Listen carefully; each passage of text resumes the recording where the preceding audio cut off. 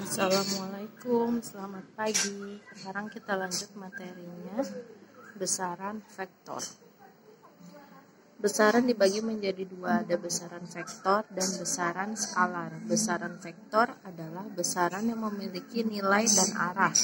Contohnya perpindahan, kecepatan, percepatan. Jadi maksud di sini adalah besarannya itu punya nilai, tapi ada arahnya, ke kiri atau ke kanan. Kalau dia ke kiri, berarti nilainya bernilai negatif.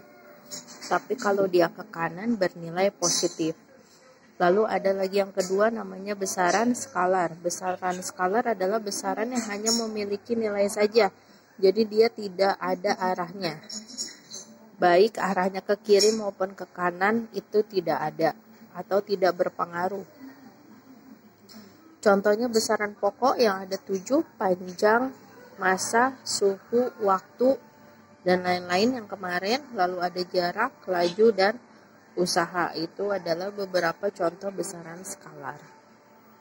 Lalu mencari resultan. Resultan itu adalah beberapa vektor yang dijumlahkan menjadi sebuah vektor atau vektor pengganti. Itu namanya resultan vektor. Ada 3 metode untuk mencari resultan vektor. Yang pertama adalah metode segitiga.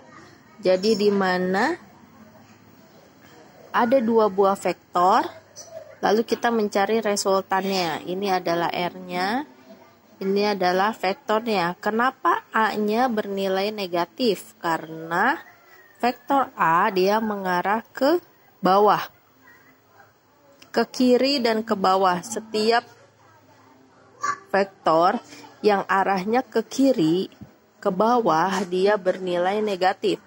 Kalau dia arahnya ke kanan, ke atas, dia bernilai positif. Nih di sini ada penjelasannya, tanda negatif pada vektor A karena arahnya ke bawah. Maka resultannya adalah negatif A ditambah B. Itu adalah hasilnya. Jadi misalkan A-nya 3, B-nya 4, maka resultannya adalah min 3 ditambah 4, maka resultannya adalah min 1. Min 3 tambah 4, maka resultannya adalah 1. Lalu, ini contoh yang kedua. Ada vektor A dan vektor B, berapakah resultannya? A ke kanan berarti nilainya positif, B-nya ke atas nilainya juga positif, maka resultannya adalah A ditambah B. Misalkan 3 dengan 2, maka A ditambah B adalah 5, maka resultannya adalah 5. Metode yang kedua adalah metode jajar genjang, di mana 2 vektornya nanti kita akan buat garis putus-putus membentuk jajar genjang. Di sini ada vektor A ke atas dan vektor B ke kanan. Resultannya adalah garis tengah ini kita buat jajar genjang. Maka ini adalah garis resultannya, di mana R-nya adalah A plus B, atau mencari R adalah A kuadrat ditambah B kuadrat ditambah 2 dikali nilai A nilai B dikali cos alfa. Cos alfa ini adalah sudut yang terbentuk antara vektor A dengan vektor B. Ini adalah cos alfanya. Ya. Jadi R-nya adalah akar dari A kuadrat ditambah B kuadrat plus 2AB dikali cos alfa.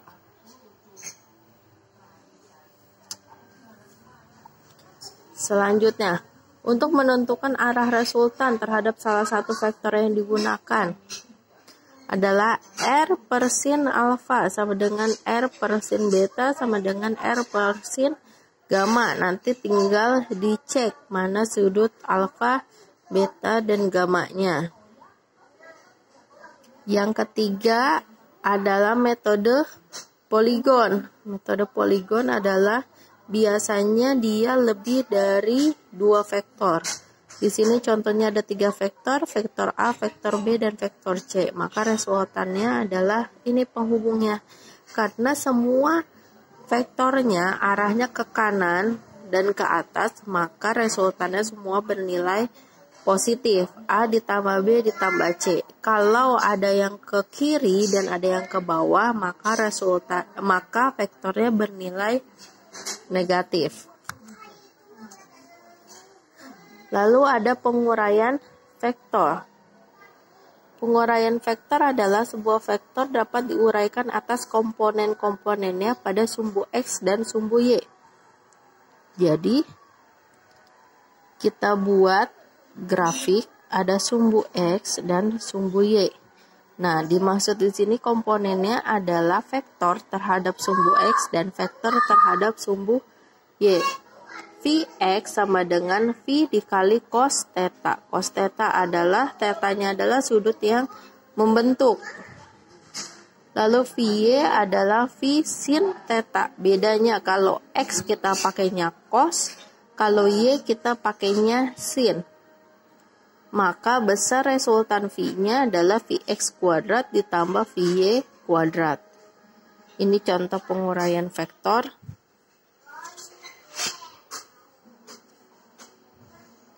Di sini ada sumbu Y dan sumbu X. Di sini ada V1 dan V2. Sebelumnya kita buat garis putus-putus dulu yang menghubungkan antara sumbu X dengan sumbu Y. Lalu di sini ada alfa 1 dan alfa 2. Ini adalah sudutnya. Maka penguraiannya menjadi kita buat vektor sudut Vx dan Vy. Vektornya ada dua, V1 dan V2. Sudutnya juga ada dua, alfa 1 dan alfa 2. Lalu Vx-nya berarti vektor terhadap sumbu X. Vx1 sama dengan V1 dikali cos alfa 1. V1 dikali cos alfa 1. Lalu Vx2 adalah V2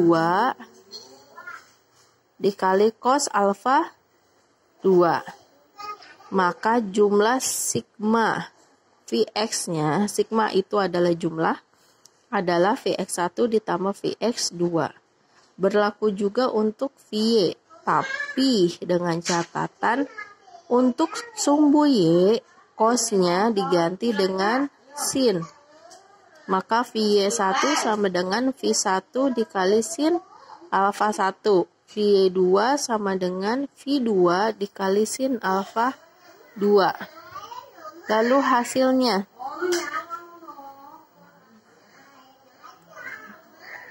Sigma Vy sama dengan Vy1 ditambah Vy2. Nah, setelah didapat sigmanya, baru bisa dicari resultannya. Resultannya sama dengan akar sigma Vx kuadrat ditambah sigma Vy kuadrat. Lalu mencari arah resultannya. Tan alfa adalah sigma Vy per sigma Vx.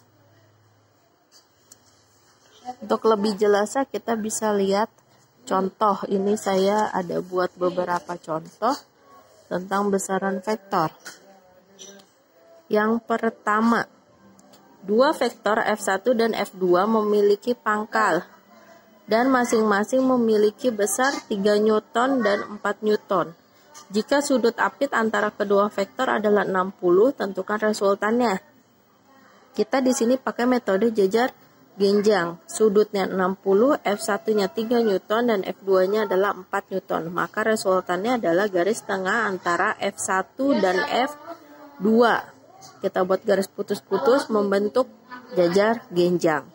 Di sini diketahui F1 3 Newton, F2 4 Newton dan sudutnya adalah 60 derajat. Yang ditanya adalah mencari resultannya.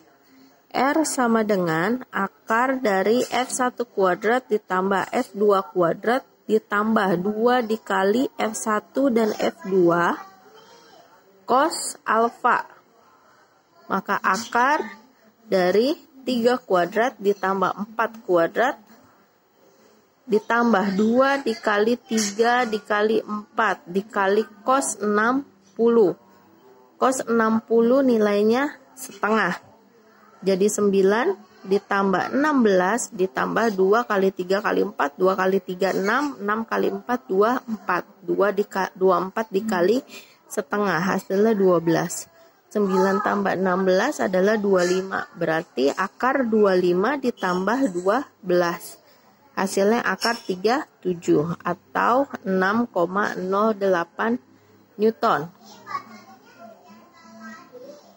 Ya. Lalu contoh yang kedua. Contoh yang kedua adalah sama, ada vektor F1 dan F2 besarnya 6 Newton, 8 Newton, dan 6 Newton. Jika kedua vektor tersebut saling tegak lurus, berarti dia seperti ini ya, saling tegak lurus. Ini adalah F1-nya, ini F2-nya, dia tegak lurus. Maka kalau tegak lurus, siku berarti sudutnya 90. Cos 90 adalah 0. Maka rumus ini 2 dikali F1 F2 dikali cos alfa ini kita hilangkan karena cos 90 adalah 0. Maka 2 dikali F1 F2 dikali 0 adalah 0. Maka rumusnya tinggal R sama dengan akar F1 kuadrat ditambah F2 kuadrat. R sama dengan akar 8 kuadrat ditambah 6 kuadrat. Akar 64 tambah 36 sama dengan akar 100, hasilnya 10. Lalu contoh yang ketiga. Dua buah vektor P dan Q masing-masing besarnya 40 meter per second dan 20 meter per second. Untuk vektor itu satuannya tidak harus Newton, boleh dalam bentuk apa aja karena vektor bisa juga kecepatan. Kecepatan itu satuannya meter per second. Membentuk sudut 60 derajat, tentukan selisih. Nah, ini yang ditanya selisih. Kalau yang tadi sebelumnya yang ditanya adalah resultan. Sekarang yang ditanya adalah selisih. Kita buat F1-nya 40, F2-nya 20, membentuk sudut 60. Maka selisihnya adalah F1 dikurang F2. Akar dari F1 kuadrat ditambah F2 kuadrat dikurang 2F1 F2 cos alfa. Rumusnya sama seperti resultan, hanya bedanya karena ini selisih, maka tanda di sininya adalah negatif. Kalau resultan tandanya positif, ya. Jadi karena ini selisih, makanya tandanya negatif. Pengerjaan ke bawahnya sama, 40 kuadrat ditambah 20 kuadrat dikurang 2 dikali 40 dikali 20 dikali cos 60. Cos 60 adalah 0,5. Jadi ini bisa kalian hitung sendiri adalah akar 1200. Dapat 20 akar 3 ini dari mana? Akar 1200 ini adalah 400 dikali dengan 3. Kita cari pengali ini yang bisa diakarkan. Akar dari 400 adalah 20. 400 kali 3 kan 1200. Maka akar dari 400 adalah 20. Akar dari 3 tetap akar 3. Makanya hasilnya adalah 20 akar 3. Jadi cari pengali dalam akar yang bisa diakarkan dulu untuk dikeluarkan nilainya. Lalu baru dikali dengan yang tidak bisa diakarkan. Ya. Jadi udah paham 20 akar 3 ini dari akar dari 400 dikali 3. 400 kali 3 kan 1200. Akar dari 400 adalah 20. Lalu akar 3-nya tetap. Ya, maka hasilnya adalah 20 akar 3. Jika kurang jelas kalian bisa ulangi videonya. Jika masih ada yang belum mengerti bisa kalian tanyakan. Terima kasih. Wassalamualaikum.